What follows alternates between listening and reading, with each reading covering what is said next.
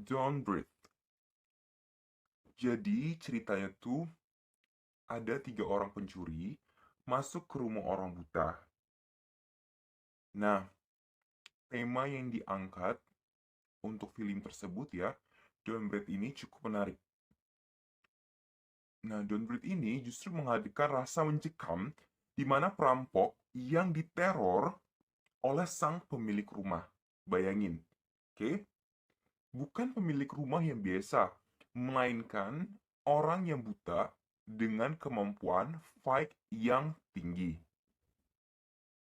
John Dread is a 2016 American horror thriller yang disutradarai oleh Fede Alvarez. Nah, penulisnya itu adalah Alvarez dan juga Robo Sayak. Pengenalan karakter dalam film John Dread terbilang sangat singkat, terutama 3 orang anggota komplotan pencuri yang diantaranya adalah Money, Money, Rocky, dan juga Alex. Nah, mereka ini bukan kelompok pencuri kelas kakap, ya, bukan pencuri kelas kakap.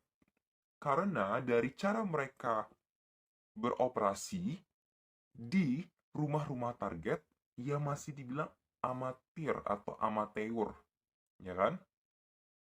Sedikit pengenalan karakter yang lebih detail ada pada Rocky, seorang gadis yang tinggal bersama ibu dan adiknya. Tujuan mereka merampok cukup jelas, yaitu cuan, cuan, cuan, dan cuan. Pasti. Nah, mereka mengincar uang ratusan ribu dolar ya dari si buta pemilik rumah. Karena apa? Karena putrinya meninggal. Jadi setelah putrinya meninggal, dapatlah dana asuransi. Ibaratnya cair, karena si putrinya meninggal akibat kecelakaan. Plot film Don't Breathe ini pasti membuat audiens tuh confused. Who is the evil? The owner of the house or the thief? Siapa sih yang lebih jahat dan tak bermoral? Pemilik rumah, the blind man, atau justru malingnya? Kalian bakal dibuat terkejut ya atas twist-twist yang diberikan. Karena benar-benar di luar nalar ya. Kan mereka ini, si pencuri ini memang mencuri, ya pastilah karena butuh duit. Ya mungkin dong. Sementara setelah mereka masuk ke dalam rumah Bulaiman ini, terbukalah sesuatu hal yang tidak terduga. Oke? Nah, ditemukanlah cewek, ya. Tapi diikat gitu loh. Diikat, disekap lah ibaratnya ya. Sama si blind man ini. Kenapa? Nanti kalian tahu. Dijelasin lah kenapa. Ternyata memang si blind man ini telah memperkosa nih. Memperkosa wanita tersebut. Nah, cewek yang perampok ini kayak rasa kasihan gitu loh. Pasti kan mau nolong atau gimana-gimana. Sesama wanita bisa merasakan kasihan. Nah, hal tersebutlah yang membuat kita sebagai penonton bingung di mana yang jahat sebenarnya. Moralnya tuh ada di kita. Dibalikkan lagi lah nih point of view-nya. Who is the real evil? Blind man or perampok-perampok tersebut? FYI, ini film tuh minim budget ya. Nah, mostly settingan place-nya itu kan di rumah sekitarnya atau di dalam rumahnya di kayak ada ruangan dibuka pintu ke dalamnya lagi. Istilahnya ruangan bawah tanah. Nah, meskipun settingannya cuma di situ-situ aja, tapi vibes horornya tuh dapat banget ya.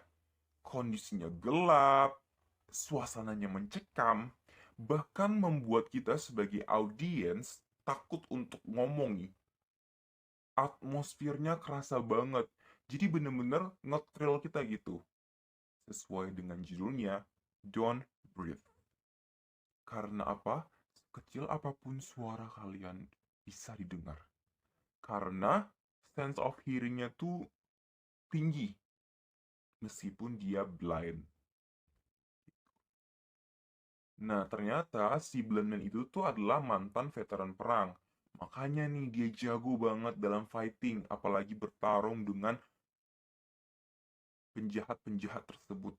Ya dibilang perampok amatir lah atau amateur gitu. Meskipun dia blind ya dia terlatih karena sense of hearing-nya, dia peka terhadap lingkungannya, apalagi dia tahu kan kondisi rumah tersebut gitu. Gue suka banget film ini. Nggak tahu kenapa ya, dari plotnya dan juga twist-twist yang dibuat tuh nggak nyangka gitu. Kan kita sebagai penonton dibuat dak dikduk setiap pace demi pace, ya. Kayak lari nih, diam deh, jangan gerak. Kayak gitu kan, biasanya kan penonton gitu kan. Ayo dong lari, ayo jangan gerak. Membuat kita apa ya, sebagai penonton ngerasa ke-trigger nih terhadap apa yang mereka lakukan gitu. I really recommended the movie Don't Breathe. So, bagi kalian para pecinta film thriller, kalian wajib banget nonton film tersebut. Oke? Okay? It's 7/10.